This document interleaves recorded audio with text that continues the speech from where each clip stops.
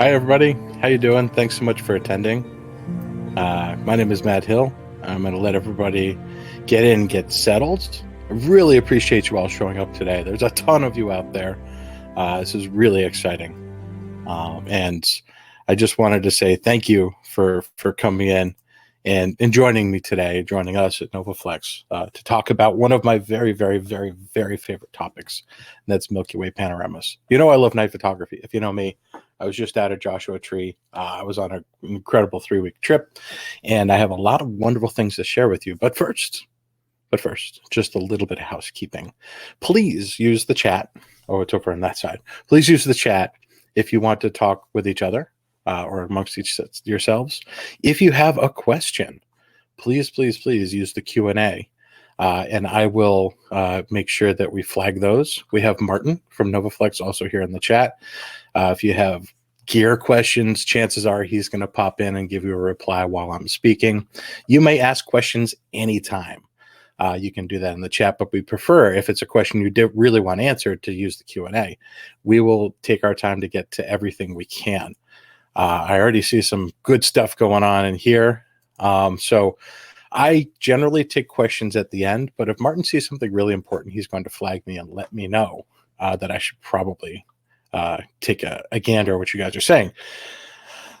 So please use the chat to say hello and where you're from. We'd love to know that.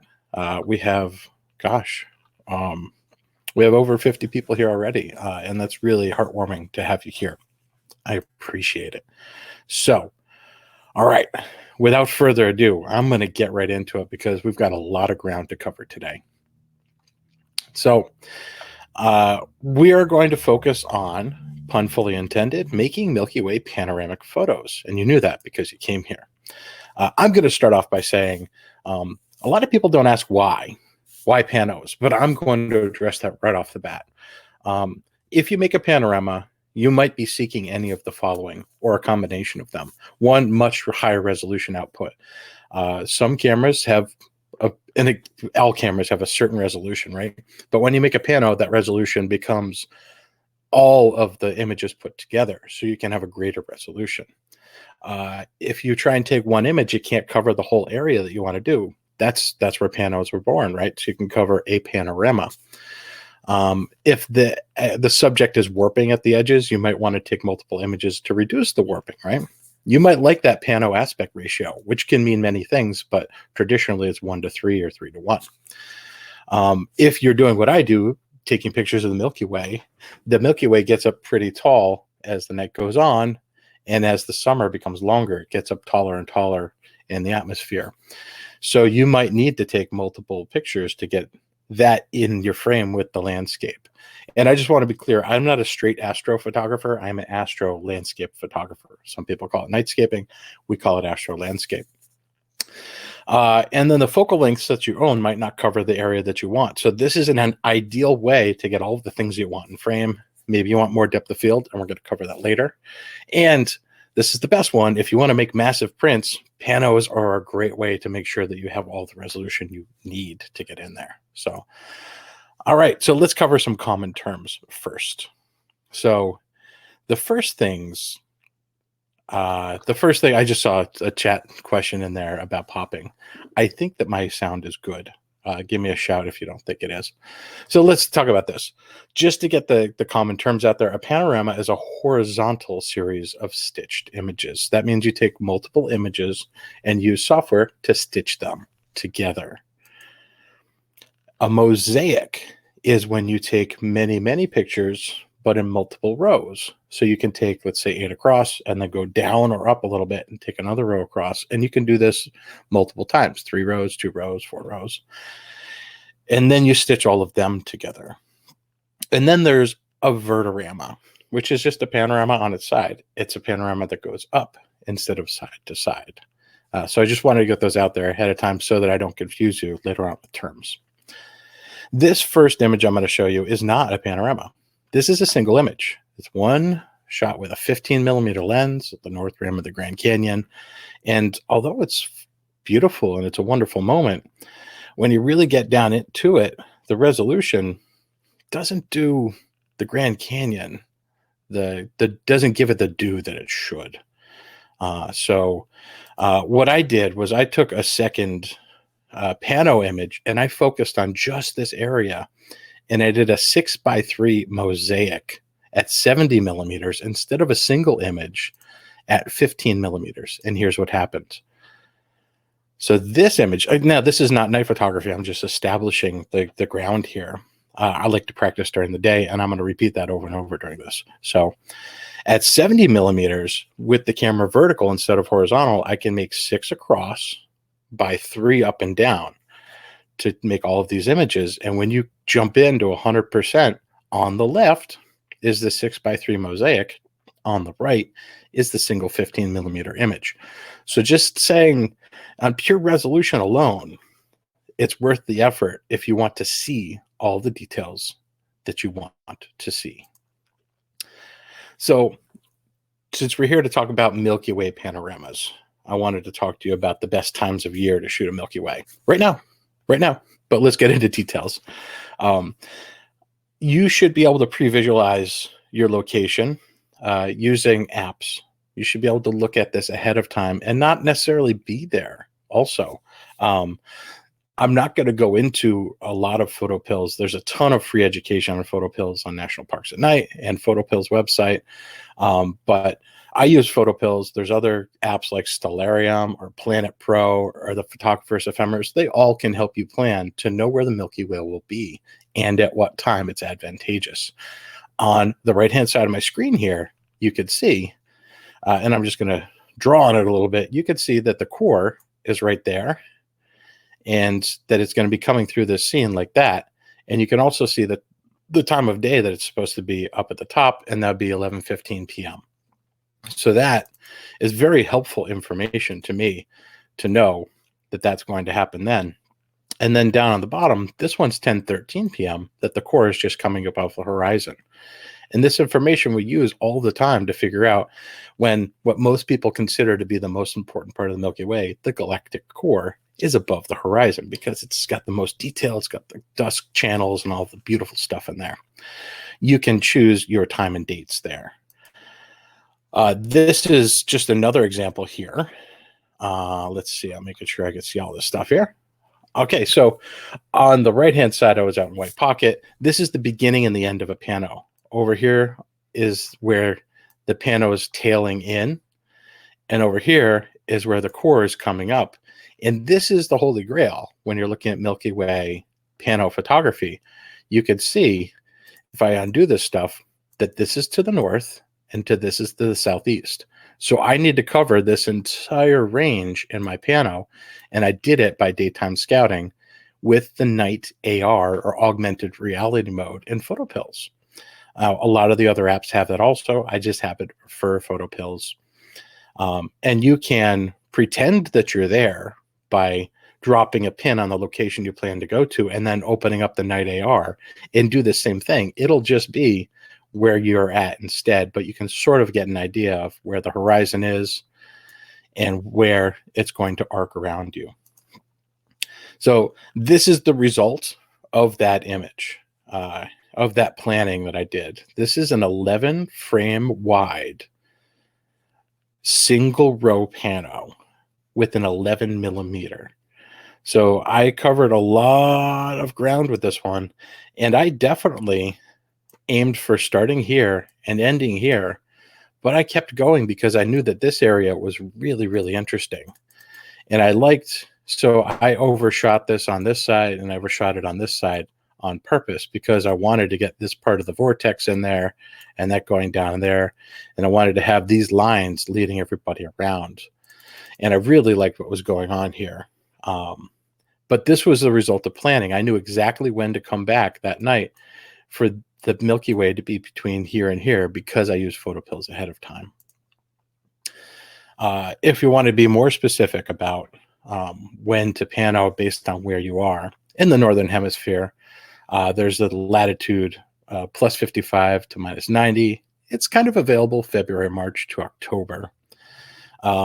June and July have the most Milky Way core, but there's also a trade-off. You've got the hottest temperatures and the core is the highest in the sky, right?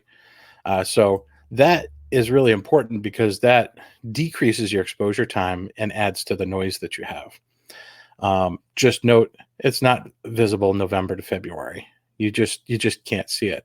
Not the Milky Way core. You can see the Milky Way year round, but the core, being the most interesting part, debatably, is out there. In the southern hemisphere, I'm not sure where you're all joining us from.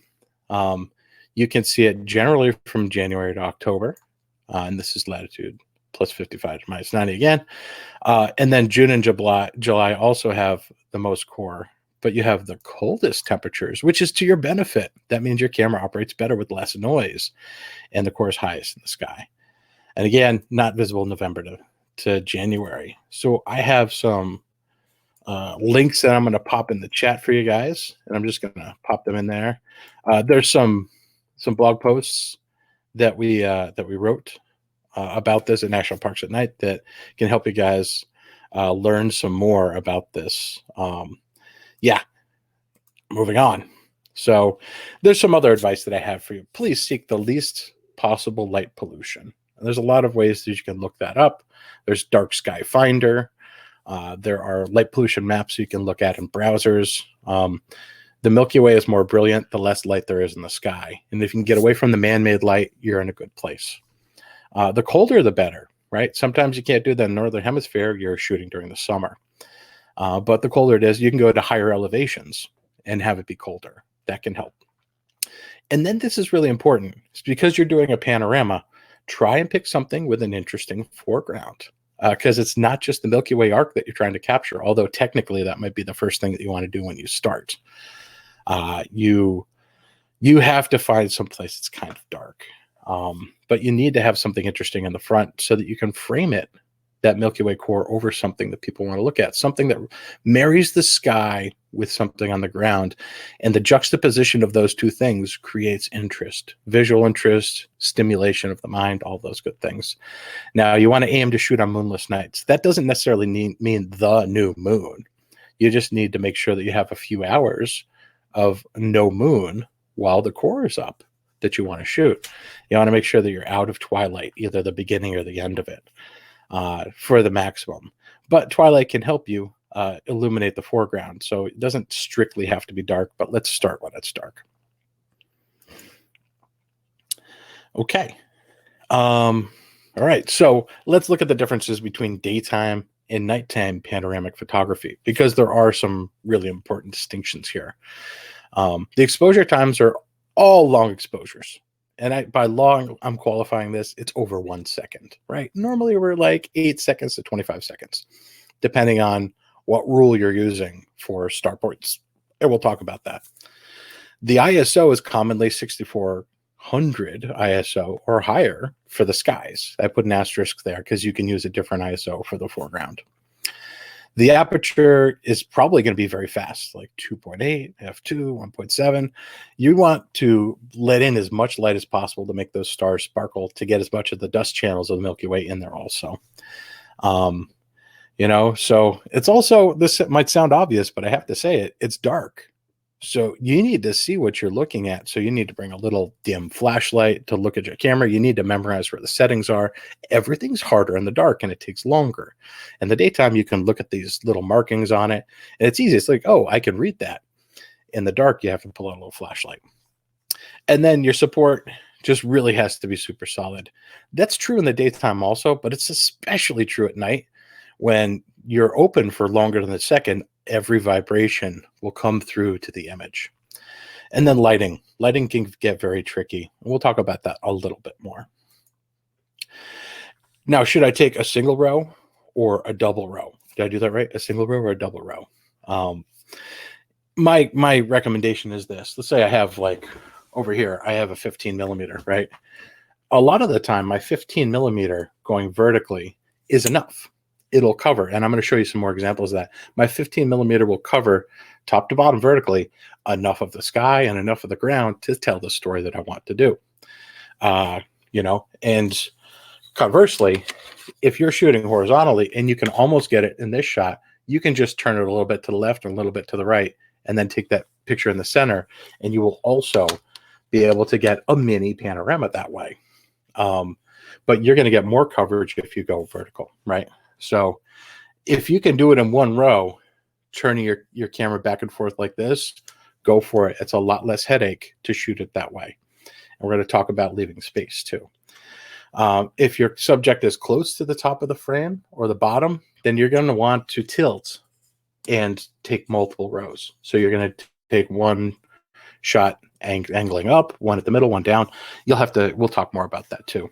If you want to use your subject to appear closer, then you're going to need to use a longer lens and definitely do multiple rows.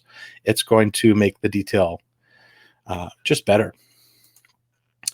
So here's an example. Again, this is after sunset. I know we're not strict with Milky Way here, but I think this is a good example. This is an 11 image wide single row pano shot at 55 millimeters. There's a lot of detail here, so much that I'm going to show you a crop in that you can see over here. There's guys on dune buggies driving around on those dunes, the coral pink sand dunes out near Kanab, Utah. So this is a big single row panorama, but it's kind of hard to see the details. Overall, the colors are very enchanting, right? But if I wanted to draw attention to those guys in the dune buggies, I chose the wrong aspect ratio. I chose the wrong lens, right? So we'll take a look at another one. This is a 10 image wide single row pano, and it's 15 millimeter lens. I got it. I got the Milky Way in here, and I got a foreground that's interesting. But if I wanted to, let's say, put this on Instagram, I'd need to make it a 1:3.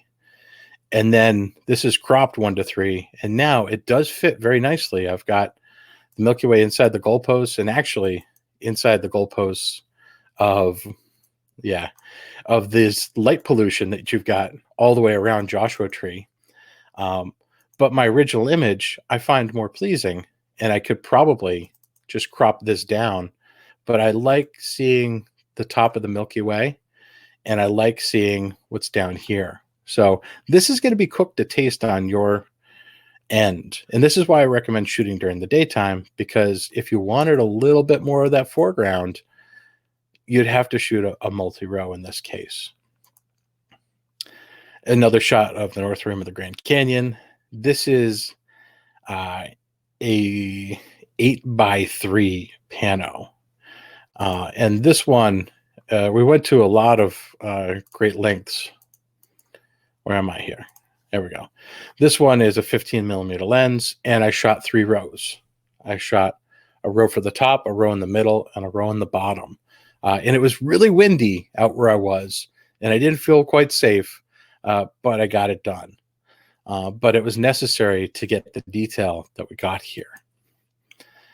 Now, I talked about Vertoramas, and I just wanted to mention that they're really useful and popular for Milky Way photography, because you might have a very tall subject, such as Grosvenor Arch here. You might have a lot of foreground that you want to include. You might want to focus stack, and we're going to talk about that.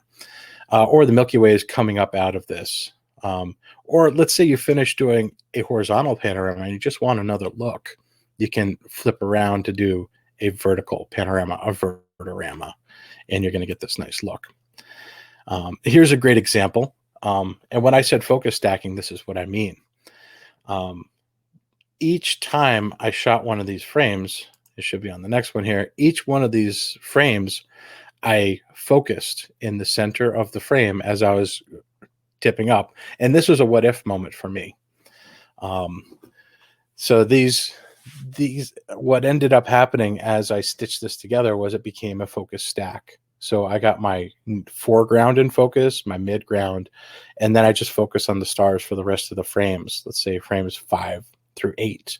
And when they stitched together, they ended up being a focus stack in addition to a Vertorama. So this was a wonderful surprise, and I wanted to just share that with you guys, that you don't have to necessarily do 2 passes, which we're going to talk about in more detail later. With a Vertorama, you can just focus stack like that. And you see how the core, and this was all planning, the core is coming right out of a place that has great visual interest in the scene, this dip in the rocks right here. So it's making this arrow that comes into the scene that draws your eyes around in here to all of that detail. And without that detail, it wouldn't be as interesting. If this was soft, it'd be a problem. So let's talk about exposures. What settings are we going to use? Well, there's only three things we got to work on, right? We got shutter speed, ISO, and aperture. Your shutter speed, you're going to use, I would suggest, the NPF calculation for your exposure duration. That will give you the sharpest stars. You can use the other ones called the 500 rule or the 400 rule, which is what we recommend at NPAN. But the NPF calculation is designed to give you the shortest allowable or the longest allowable shutter duration. On ISO, I'd suggest using an ISO, and I'm going to say that your camera demonstrates having viable quality or sufficient quality. During this last trip that I did, was using ISO 12,800 way more than I ever have. But that's because I was making a ton of panoramas. And it surprised me how good the quality was. And I was really excited about that. And then this is an interesting one. There I'm with my bad drawing. I would suggest shooting wide open. The wide open is like the fastest your lens can be. Normally, I would be talking to you about stopping down until the coma disappears, or the chromatic aberration, which makes those little funny planet-shaped stars at the corner of your lens. We'll talk more about why, but I just want you to think about it this way. The more light you let in, and the higher ISO, the more brilliant the stars are going to be, the more brilliant your Milky Way is going to be. And we're just talking about the star field part about this. This is just me doing a 10 by 1, still after dark. We're getting more Milky Way stuff, but this is a 24 millimeter. And yeah, here's PhotoPills. So my settings, and when you look in PhotoPills at spot stars, you're going to see that there's two things. There's default and there's accurate. One of them is surprisingly short, and that's default. So for my 15 millimeter lens, that would be 17 seconds, right? For accurate, that would be 8.63 seconds. What's the difference? Accurate is if you want to print something. Look at this. I'm going to write with my cursor. This is so awkward, right? If you want to print something, use accurate, right? For all other reasons, use default, right? In this case, you're going to be creating a really high resolution image. So you might be able to stick to default. I'm kind of crazy, and I'm assuming that I'm going to make lots of prints. So I often use the accurate setting, and most of the time I use that. Yep. So this is a single shot of the Milky Way coming up. Nice overview of the toadstools in northern Arizona, southern Utah. So this is not a pano. It's just an 11 millimeter lens. And it's a great example of when one shot can get it in. I've got the core peeking up. If I wait a little bit longer, the core is going to sneak up over this way, and it's going to arc this way. And that's what I waited for. In fact, we went back down this path and shot something else, and then we came back up here, and then we shot this. So this is 9 images left to right. And I made 2 passes, but I didn't move the camera up or down. I did not change its orientation this way. I just kept it the same, and I'll tell you why. One of them, well, let's just talk about this first. So the single shot we have here, this is 100% crop. Nice detail. I've got focus on the subject and the stars. I managed to get focus on both. And then the pano blend that I have, this is 100% crop. You'll see that there is good detail here and here, right? And there's good detail here and here. Fantastic. But this has a higher resolution because I'm adding more pictures together. Now, I focused those 2 rows. I did 2 different rows for a reason. One, I focused on the foreground. You'll see it's nice and sharp here.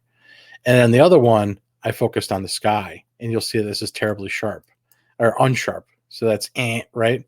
But this is because I'm going to blend them later. And then this is the foreground. No good for the sky, but the sky is perfect over here, right? So we take these 2 and we put them together and we get this.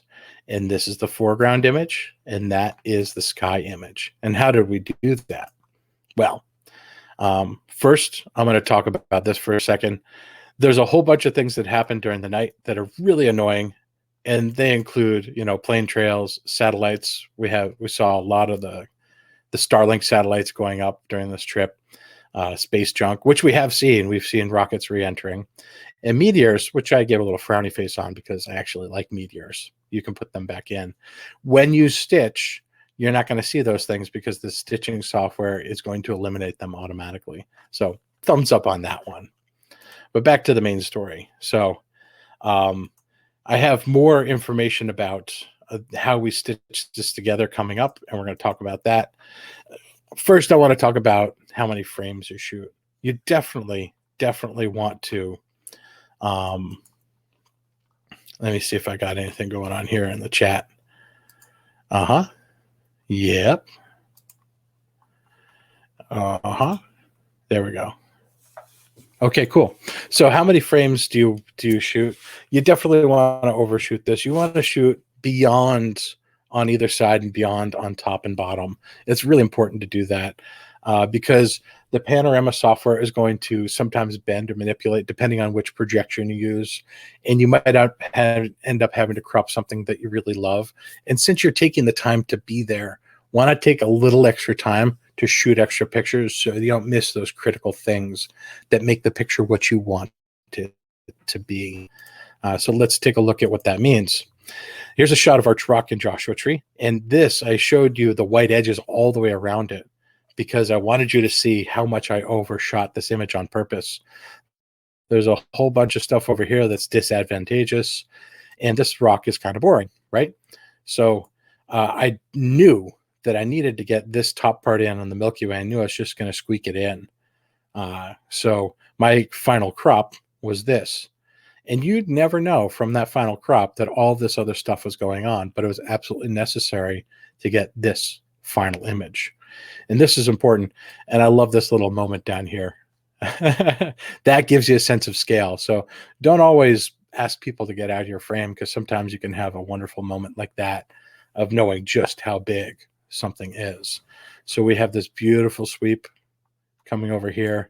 It is ending up in and starting in light pollution, but that's Joshua Tree for you. So, but it was a moonless night and we got all the Milky Way in there and it fills the frame. And I'm really happy with that one. So when we're talking about overshooting it, we also have to talk about how many images to shoot. My strong recommendation is always overlap 50%. Just overlap 50%. That's it. That's the beginning and the end of the story. There are nuances to this. But this is my favorite thing. So for super wide lenses, it's really essential because there's so much aberration going on because it's bending images. It's as rectilinear as your lens can be, it's still bending the image. Definitely have a 50% overlap. I do say that everything else could be 20 to 50% here, but you know what? Honestly, the more overlap, the better. And if you're there, just overshoot it.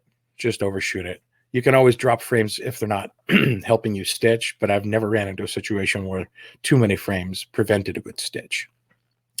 So let's talk about this more. Why am I recommending 50%? Because if you look at this, the image area is this box, right? This is our entire image area. And I drew it better that way. When you stitch your pano, it's only going to use this center area. Look at that, my terrible drawing. But it's only going to use that center area when you stitch together. And let's see what that means. Well, if we're doing a single row, this is the 50% overlap. And the green areas in the center are what's going to be used by the Pano software to stitch together. And there's your final crop. So you don't need to worry about what's happening at the corners, like vignetting. Not so much if you do a 50% overlap. You don't have to worry about coma and the things that you don't like that happen at the corners. I promised I'd get back to that, right? As long as the center of your lens is sharp, if you're in focus, then you're going to be using the sweet spot of your lens all the way through to make this happen. And this is the same for multi-rows also. You see all of this overlap that happens in here? So between the two layers that you have, or the three layers, you're going to have 50% overlap from the first row to the second row, and 50% overlap on every image. And you're going to have a sweet, well-rendered, very sharp pano. And there's your final crop inside of that area. So you want to overshoot and you want to overlap 50%. It's going to help a lot. Now I'm going to take, and here you go. Here's your triple row, right? And just to show it again, there's your crop on a triple row. And this is pretty much the same aspect ratio when you're looking at this as taking a single image, except it's like 40 some images, right?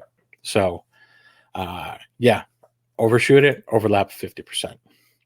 There's a lot of information about the coverage, and I'm just going to stop for a second. I saw that there was a question from David.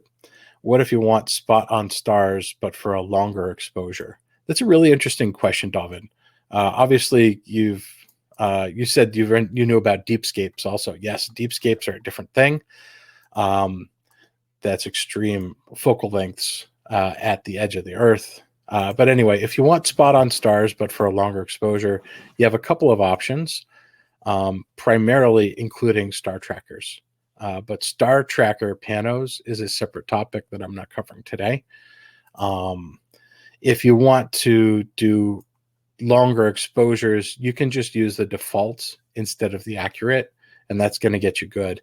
If that's still not bright enough, which in most cases usually is for me, then you should then try the 400 rule, which is 400 divided by your focal length. And that the resulting number is the maximum number of seconds you would use. And we can post that up. Back to the show. All right. So inside, let's see if I have this here, handouts. I'm going to make this available to you guys. Share. So I just made available the user manual for the VR system Slim, which is what I've been using. That's where these charts come from in here. I'm going to turn my drawing back on. There we go. That's where these charts come from. So now you guys can grab your own copy of those. But let's start and talk about the important things you should do. Please test all your focal lengths during the daylight. At night, it's much harder to see things, right? Go out and shoot some panos and process them before you go back out at night so that you're familiar with this, right? Using this chart, you're going to be able to find easy coverage. I already told you 50%. You can do that very simply by looking through your lens, finding an object on one side of your frame, and then turning it until it's a third in and a third in on the other side. If you just keep doing that, then you can look down at the scale and see how many degrees that was, and that's 50%. There's a math way to do it too that I'm going to cover soon, but you can always, in a pinch, just do it visually. So you can write it down in your notes, and I'm going to show you this. I took extensive notes, and it made my life so easy while I was out there. We already talked about don't worry about the corners or stopping down or coma. Shoot fast, wide open, and don't have to worry about managing that coma. So here's the coverage I was talking about. You have, in photo pills, you have the field of view pill. And if you set it to portrait, you see that there, then you're going to see, for my camera, the Nikon Z6 at 15 millimeters, I covered it up there, 77 degrees horizontal angle of view. So if you just divide your horizontal angle of view by 2, then you're going to see, I have 38.55 degrees of coverage, right?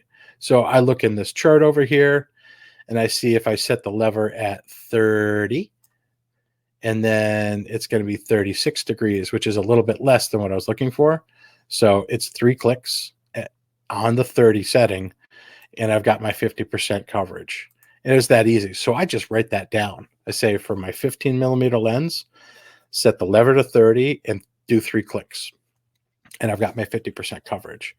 And I never need to think about it again. So I just come over here and I set this guy to 30 here. And then I go 1, 2, 3. And that's exactly half of the field of view that I need for the 15 millimeter lens that I have on here. All right. So here's an example. this is basically a square. It's a 3x3 grid, right?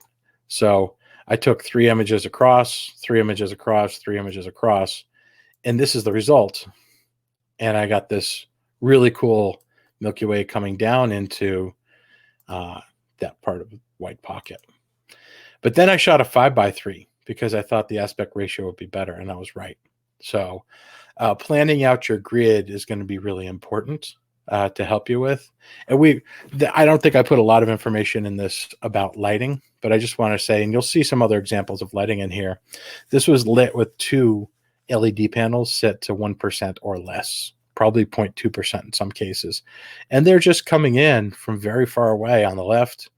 And then there's one back here that's very dim. And actually, it was bouncing into this rock on the other side and reflecting on that. So this is in pure darkness, and it's just a drip, drip, drip of light. And if you use a low-level lighting technique, you can then create beautiful shadows in your foreground coming across like that.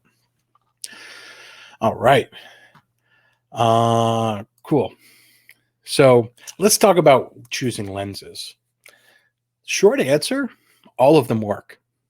You could use any lens that you want to make a pano.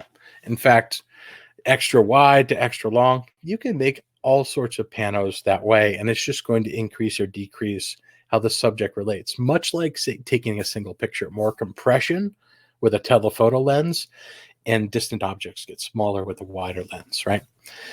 So if I want more sky in foreground, naturally, I'm going to use a wider lens because it's vertical, so I can get more of this and more of that. If you want more detail, I showed you that image from the Grand Canyon earlier. You're going to zoom in like a 70 millimeter and then make a grid out of that. For single rows, I have shot probably most of the time during this last trip at 24 millimeters vertical. That seemed really comfortable for me. And I love my 24 to 70 S lens for the Nikon Z. It focuses very quickly, and it made everything a snap. For multiple rows, it really depends. And I'm going to show you some examples of how much foreground you have and how close the objects are in the foreground and how much you want to go right to left. So let's jump in and look at some of those examples. After this, now we have to talk about the elephant in the room. What is this nodal point thing? Well, it's called many things. The entrance pupil, the nodal point, the optical center, eliminating parallax. What it really is when there's an object that's in the foreground and an object that's distant, if you pan your lens beyond them and one of them moves while you're panning your lens beyond, you have parallax. And eliminating parallax is making sure that as you rotate your camera back and forth like this, that this is set up at the appropriate distance to eliminate parallax, so that you have adjusted for the entrance pupil. And I can show you some stuff about this. So if you have foreground elements, you just have to adjust for it. There's no way around it. You're going to ruin your stitch or have a very, very bad stitch if you don't adjust for parallax. If your foreground is distant and you have a wide angle lens, chances are you don't have to do this. I just got into the habit of always doing it because as soon as I had this rig, it was always simple. And it was the thing that was always on my tripod. So it was a matter of seconds for me to set it to the right thing and be done with it. So that's talking about convenience right there. And the notes part helps a lot too. And I think that's in an upcoming slide here. Oh, there it is. I was in my hotel room and I said, I never want to measure nodal point again.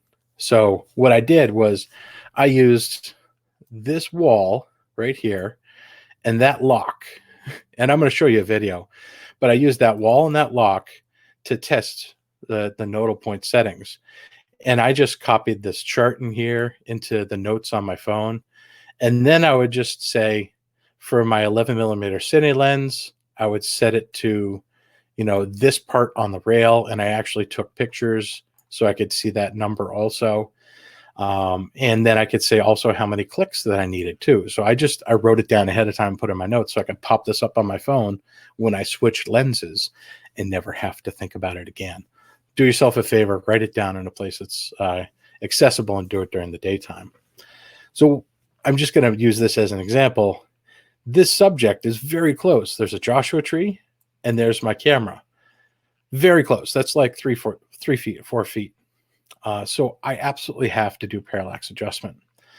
This is with the 11mm lens vertically, and this is 8 frames.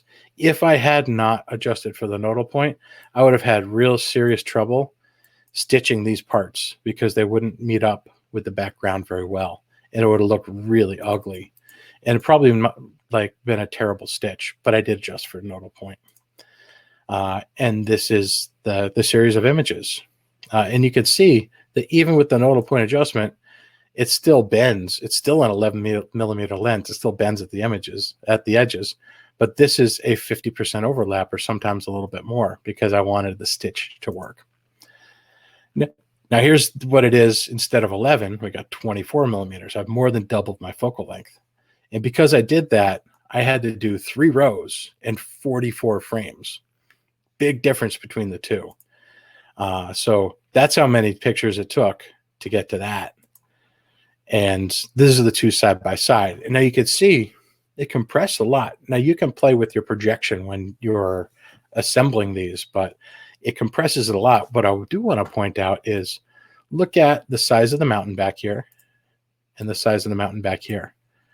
And this is just basic photography, right? If you want distant objects to appear smaller, use a wider lens. If you want them to appear larger, use a longer lens. And that's what I liked about this one. And I actually find this one more pleasing as a pano. Although the sky in this one has some really interesting things going on. So it's a lot more work, though, to do a triple row versus a single row. So you need to balance those things as you're looking through it. So let's take a look at what I mean. I just want to show you a little bit more of this parallax. This is here in my studio. I wanted to show you guys. Looking on the right-hand side, you'll see me operating the camera and then adjusting forwards and backwards. On the left-hand side, just notice the area between the door frame and the bright window, how now it's coming in and out and it's disappearing. That's parallax. And as I make the adjustment, it starts to disappear less. And at some point, moving the camera forwards and back towards the rail, it's reduced to the point where it doesn't change at all. And that's what I'm talking about with parallax adjustments. As soon as you find that magic spot where the difference between the door frame edge and the window behind it in the center of the frame doesn't change, I just note that number and I'm done. And that's what it is. So when I find that special number, there's a rating up here, and I just slide this back and forth. I set this to exactly where it should be, and I never have to measure it again once I've found that nodal point. And I just do that for every single lens that I own and put it in my notes, and I'm done. So I hope that helps. I know when I first approached learning about nodal points, it was quite confusing. I hope that my approach to explaining it helps you.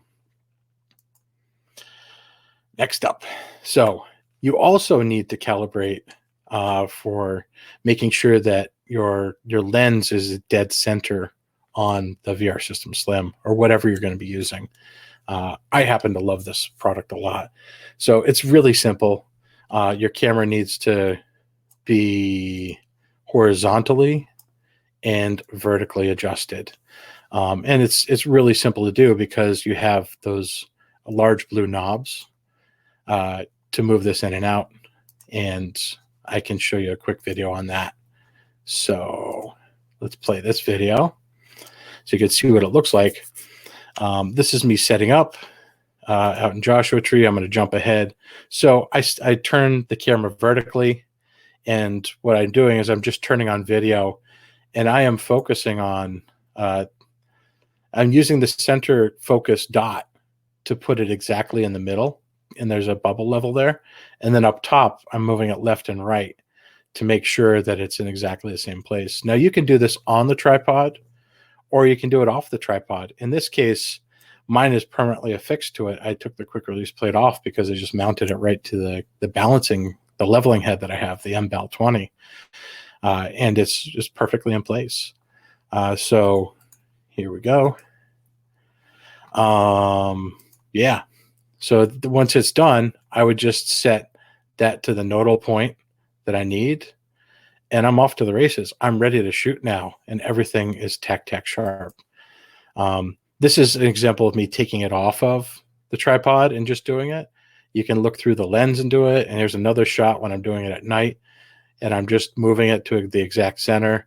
And I'm making a big deal out of this. It's actually the easiest part of the whole process.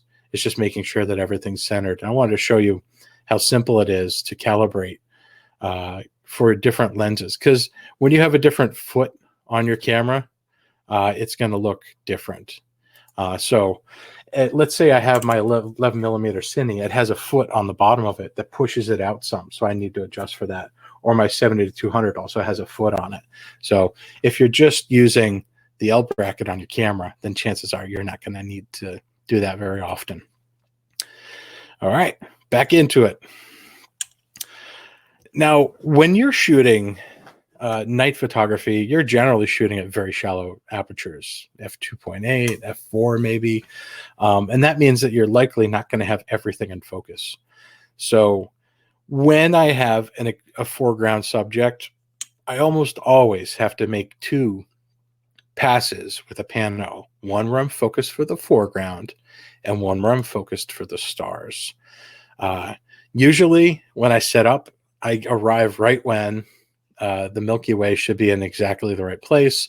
Of course, this is a daytime shot I'm showing you here, but let's say it was over here and I knew it was arcing over to the right place over here. I would start shooting the sky immediately. I would not work on the foreground, not yet, not until I've nailed the sky. So work on your skies first if the Milky Way is in the right place, and then come back and do a second pass for the sky. So going back to that example of the toadstools that I showed you before, this top row is where I focused on the sky. And I didn't care about what happened in the foreground. In the foreground, I didn't care what happened in the sky. So on the sky focus, I did very careful focus on the stars, and then I did my pano stitch across, right? And then for this one, I did a very careful focus on the foreground, and then I did my pano stitch across. Also, you're going to stitch these separately. So I processed the sky to make each image in the sky look beautiful, and then I stitched them all together. And then I processed this one for the foreground, so the foreground looks good, don't care about the sky, and then I stitched all of these together. And then what happened next was this. So this is the foreground focus row stitched, but if you zoomed in, you would see that the skies are unacceptably soft. And then this is the sky focus row, and you'll notice that the foreground is blown out. I would never process like that for the foreground, but the sky is done perfectly, or what I believe to be perfectly, right? So I stitch this, and then separately, you load them both into Photoshop as two separate layers. And then you're going to go into Edit, Auto Align, and then you just use Auto, and then it's going to stack them over each other as best as it can. And you're just going to crop off the rest of this. And then on the foreground layer, you're going to add a layer mask, and you're just going to mask out everything that's in the sky. And once that's gone, you turn on the layer below it, which is the sky. And now you have a layered pano blend where you have the ground as one layer and the sky as a second layer, and they're just blended together. And you would flatten this and save it off. And now you have a magical pano where everything from the foreground to infinity is in focus. And it just took a little bit of extra effort, but you end up with a masterpiece photo, which if you only focus on the sky, the foreground would look unacceptably unsharp. Make sense? Good. Another example. This is 12 images wide. So we have 12 images going this way. Beep. All right. And then we have 3 rows here. So I've got this grid. And excuse me, I'm drawing with a mouse. It looks terrible, but it works out. So this was a fun one to work on and a little more complicated, and I'll walk you through it. I used a 70 millimeter lens vertically, and I wanted to have all this Grand Canyon detail in there. On the top, and you'll have to excuse this, we saw before in the previous slide that this is 12 wide, right? So just a little example. So this is 12 wide, and this is by 1, right? So the top row is 12 by 1, and I took, for each of these images, I took 5 images. And then you can do that here and here and here and here, 12 across, like that. And I did that because I star point stacked those images, which means you take them into a separate piece of software. For Mac, it's called Starry Landscape Stacker. For PC, it's called Sequator. Oh my gosh, I'm not going to write that with this mouse. Sequator. So each of these images is optimized for star points by putting them into Starry Landscape Stacker. And then I stitched those single images into one row in Panorama Studio Pro 3, which I find to be most of the time superior to Lightroom and Photoshop. And then on the bottom, each of these images, this is 2 rows, so let's split this in half, right? Each of these rows was 60 seconds long instead of the MPF, which was probably 6 seconds. So I had 6 times 6 images, 5 images at 6 seconds a piece, star point stacked. And then down here, each of these was 60 seconds long because I had this beautiful moonlight coming in here that I wanted to capture. And these are at f2.8 ISO 6400. Now, I stitched together these 2 separately in Panorama Studio Pro. And the next thing that happened was I had to align and blend these in Photoshop, which you can see a close-up of here, right? And I had to blend these carefully on the edges there. And then these 2 got combined together. And this is why I did it at 70 millimeters. I would have never gotten this resolution at a wider angle lens. See the detail I'm getting from the moonlight crossing through in here. And this is 100% look in Lightroom Classic. And this is where the blend happens. And this is another 100. And you can see they've got these really sharp stars that blend really well into this cloud line right here. And it ended up being pretty darn successful. I'm really happy. I have to go back and edit it some more because it's not exactly the way I want it, but it's pretty darn close now. But that's 12 images wide by 3 rows tall. So it's a lot of images. All right, let's get down to the nitty gritty. You have to use stuff to make these images, right? So we'll talk about the gear. I'm going to talk about what I liked using. If you guys want to talk gear, we're going to have another webinar coming up in about 2 weeks from today, where Martin is going to cover this, and I'll help him out. I just put the link in the chat. If you want to go over all the panoramic solutions that NovaFlex has, that's a great opportunity. Right now, I'm going to limit what I'm talking about to what I know, and that's this wonderful piece of gear. Give me a second. Been talking for an hour. I'm a little dry here. Okay, so starting off, if you're doing a single row pano, the bare minimum that you need is a rock solid tripod, a leveling base, a ball head with a panning base, an L bracket, and possibly a nodal adjustment rail. What you might not need is a leveling base, maybe. I mean, because the ball head can be used to level it out. The important thing is that your panning be below the ball head. But what you really want is for the panning to be level. If your panning is not level, then you're not going to get a good pano stitch. Your horizon's going to be at an angle and it's going to look terrible. So I do recommend having tripod, leveling head, ball head as bare minimum for what you're going to use for a single row pano. If you have foreground elements, you should use a nodal rail. Your nodal rail could be a quote unquote nodal rail, right? Or it could be a focusing rack if you have that for macro. That works the same way. All it's doing is offsetting your camera backwards so that you can find that that point that you need to find. Or it could be a long quick release plate that you attach to the camera and it just sets it back some. What you need to do is not attach it directly to the ball head if you have foreground elements. Again, If you're super wide and there's no foreground elements, chances are you don't need that parallax adjustment and you can avoid it altogether. But it's really interesting to have foreground elements, and I'd say almost essential. So I'd say just go for it and get yourself a setup where you are nodally adjusted. I shot all my single row panos with this kit the entire time I was out. I ended up not going the ball head route because this is just easy. It's easy to use. I'll gush about it in a second.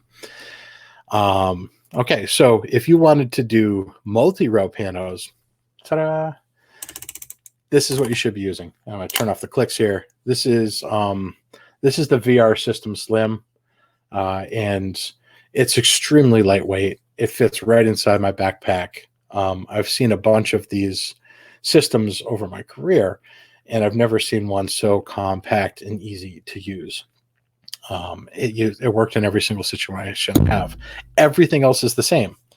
Rock solid tripod. And in this case, I didn't talk about it in the last slide. I brought two, the TrioPod M from Novaflex, or the TrioPod Pro 75. I used both of them throughout the trip. And depending on how heavy the lens was or whether it was a ton of wind, I would use the lighter one most of the time and the heavier one sometimes. So, and the balancing head that I have on here right now, this is the MW 20, and it says 20 because it can go 20 degrees in any direction. So I can level out just like that. And attached directly to the top of that is the VR System Slim, which has the click detents. I'm going to pull this away a little bit here, right? And it also has the ability to pack up really tiny. And I'll just take the camera off really quickly. And then this is it. This is light. And you can even pack it up even further. And take this apart. And that's how tiny it gets. And it's just remarkably tiny for what the value that it provides is extraordinary. So we'll start plopping in some links if you guys are curious as to, where you can find out more information about the gear. So the ball head in this case, I stopped using.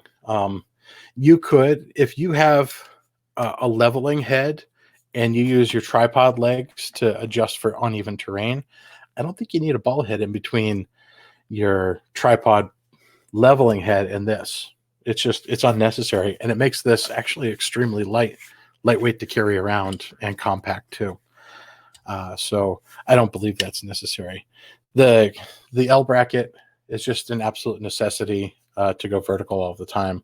Otherwise, you're attaching the camera this way and you're going horizontal, which is Vertoramas, which we're going to talk about next. In fact, there it is. So for Vertoramas, if you have a ball head that you can invert, so you put what's normally the top plate on the bottom, and then you turn it to the side so that the panning base is where you connect the camera, you can do option A that I have here. Then you can just use the panning base to turn your camera up and down like this to take your Vertoramas. And that's really what you want to do. So if you do that and you L bracket it to the side, that's one way to do it. The other way you can do it is by switching this around. And I have the picture there where I photoshopped all the angles together, but basically you just flip this around the other way. And now you can use this to operate your Vertorama. So you would set it here, take a picture, set it here, take a picture, and so on and so forth, so that you can get your Vertorama in. And this is nodally adjusted. Option A is not nodally adjusted. So, all right. So we've come a long way today, folks. It's a big topic, and I think that we did a pretty good job of talking about this in an hour. I'm just going to recap really quick, and then we're going to dive right into all of your questions. I see the red dot. I know that you guys have been really good in the chat there. So to recap, why would you want to do panoramas? Resolution. You want more detail, and especially with the Milky Way, there's a lot of detail to be had. I like to lose myself in the dust channels. It's a beautiful and wonderful experience. When do you want to do it? Generally when the core of the Milky Way is up. Don't limit yourself. Don't say, I'm never going to take a panorama unless the Milky Way core is up, because then you're losing a lot of the night. but it is an ideal situation, and that's great right now, right? How I say exposure duration should be for NPF, which is the longest possible exposure without the stars starting to trail a little bit. If you use the 400 rule or the 500 rule, they're going to trail a little bit. So stick to NPF and you should be good. How many rows? Single when it fits, double or triple when it doesn't, right? Start with the lenses you have. They're probably going to be great. And something I didn't mention is, like, obviously, I'm not using the highest resolution camera available. The Z7 would be higher resolution than this. The Z6 happens to have an incredible balance of high ISO performance and quality at 24 megapixels. The more megapixels you have, the more problems you have with high ISO noise and quality at high ISOs. Conversely, if you have an APS-C sensor instead of full frame, you can emulate having more resolution on your sensor by taking panos. So your APS-C size sensor camera, you can make these extraordinarily detailed pictures by making mosaics or panoramas and increase the effective usability of your camera. Overshoot it. Always overshoot around the edges of what you want to shoot so you can crop it later. It's worth the extra time.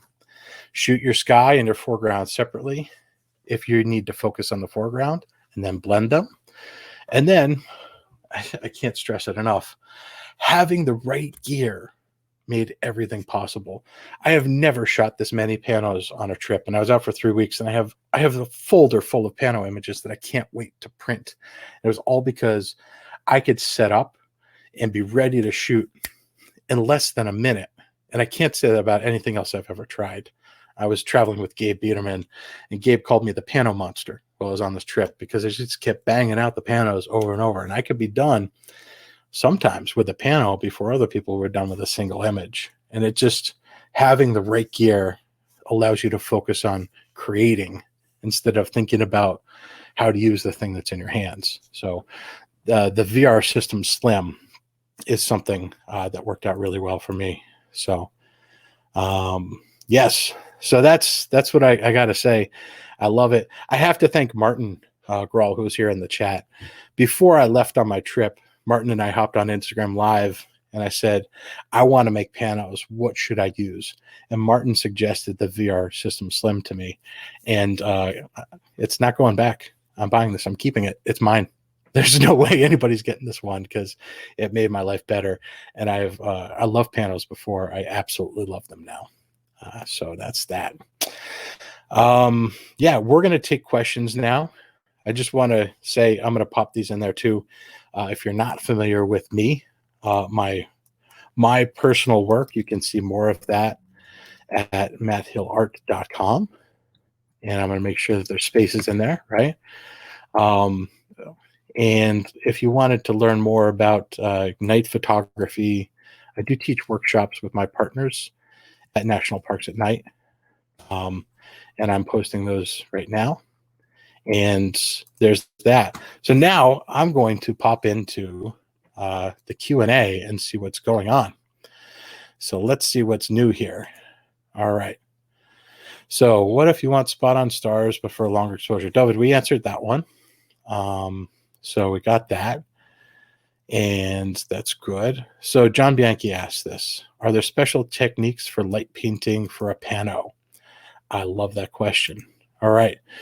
So let me bring up just my video here. So John asked, are there special techniques for light painting for a pano? Yeah. The low level lighting is one of my favorite things to do. And what that really means is taking a dim LED and placing it strategically. There was an image in here where you actually saw the two light sources in it because I covered more than 180 degrees. I do that strategically. I place them behind something so you can't see them, like behind a tree. I've also tried bouncing the light off of something behind me or even crossing lights behind me so that it's reflected light coming out onto the scene. It's not ideal because it doesn't create as much texture and depth. But it did work in that one 11 millimeter pano shot at White Pocket of the vortex. That worked out really well. It didn't quite light the vortex, but it was supposed to be deep in there. If you wanted to light paint multiple frames, you could run in and light paint each frame separately. You just don't want to let too much time elapse in between frames, because then the stars are moving in a certain direction and you don't want to cause overlap and other things like that. I would recommend stationary lighting, the low level lighting instead.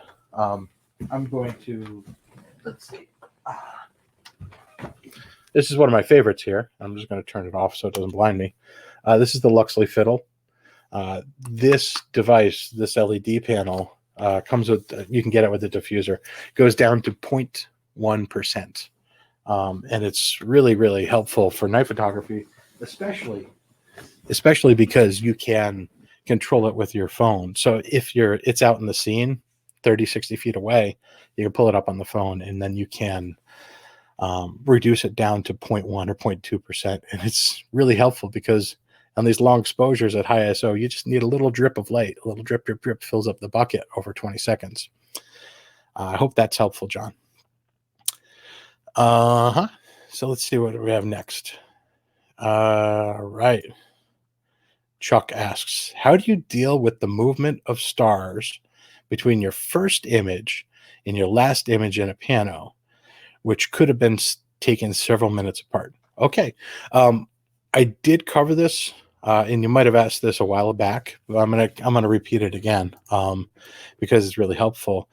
I would take separate images for the stars versus the foreground and blend those two images together. That way you can mitigate the issues that you have. Several minutes is too long, in my opinion, because it's moving around this way during the night. So in the northern hemisphere. So I would take a bunch of shorter images first for the sky. And once you've nailed that and you've reviewed it and you've checked to make sure everything's sharp in your camera, then work on your landscape images separately, which will take longer per. And you might even turn on, and I didn't mention this, shame on me, you might turn on long exposure noise reduction for your ground images, your landscape images, to reduce the amount of hot pixel noise you get. That's a possibility. You might decrease your ISO to increase the quality, but I recommend keeping them kind of close together, unless you're star point stacking for up top, which is going to take a 6400 image and make it look like an 800 ISO image. Then you could probably shoot your foreground at 800 ISO if you know that your relative quality is going to be the same. Pardon me. So that's how I would mitigate that, Chuck. John asks, if you shoot a 12 photo row at 60 seconds per shot, how do you adjust for star movement? Same answer, John. I would shoot the stars separately, and I wouldn't shoot the stars at 60 seconds unless you're using a star tracker, and that's a completely different presentation. All right, so those are all of the Q&A images that I saw. All right, so let's see. All right, so Suzanne asked this: can you address the mechanics of how to manipulate your tripod head smoothly while keeping it level? Yeah, in this case, keeping the leveling separate. If you keep the leveling separate below this, and honestly, you don't use a tripod head, you use something like the VR System Slim, then you won't have to worry about keeping anything level, because everything above this point is dead level once you've leveled it. There's a bubble level on top of this that makes you confident that you're in the right place. All right, what else? That's the VR System Slim. All right, cool. Do we have a new one coming in here? Are there click stops for 50% overlap on vertical? Yes, Martin. Michael, sorry. There are click stops for, let's see. I got to look at it here. I have this all written down. So there are click stops. The lever for 16, 30. 16 is 22.5 degrees. 30 is for 12 degrees. 36 is for 10 degrees. And 48 is for 7.5 degrees. So this is 48, which means 48 clicks per revolution. And that's 7.5 degrees, right? This is 36. So that's 10 degrees. So you're going to have 36 images around in a circle. This is 30, which is 12 degrees, right? And this is 16 degrees, which is 22.5 per. Now, if you look at the chart that we had, and I guess I'm going to show my desktop again. I'll show my desktop, which I haven't done yet. You guys are going to get to see more of my stuff. All right. So I'm just looking. This is my nodal points. I told you I took notes on this. This is my nodal points thing here, right? So we have 16. If you do 2 clicks at 22.5, it's 45 degrees. So that would be, you just do the math for your horizontal field of view. Divide that in 2 and look for the closest setting in this chart. And you can do that over there. To answer the question that we're talking about, to get 50%, you're just going to have to do a little bit of math, get that horizontal field of view out of PhotoPills, and then come over here. Or you can use this chart here, which say I have a 15 millimeter. So I have full frame, 14 to 21. The increment is 45. So I would set it to 16 in 2 clicks. So that's what this chart is, and that's why I made that available for you guys to download in the chat over in the handouts. Great. So let's see what we have. Answered, published, chat. All right. Perfect. All right. So, all right.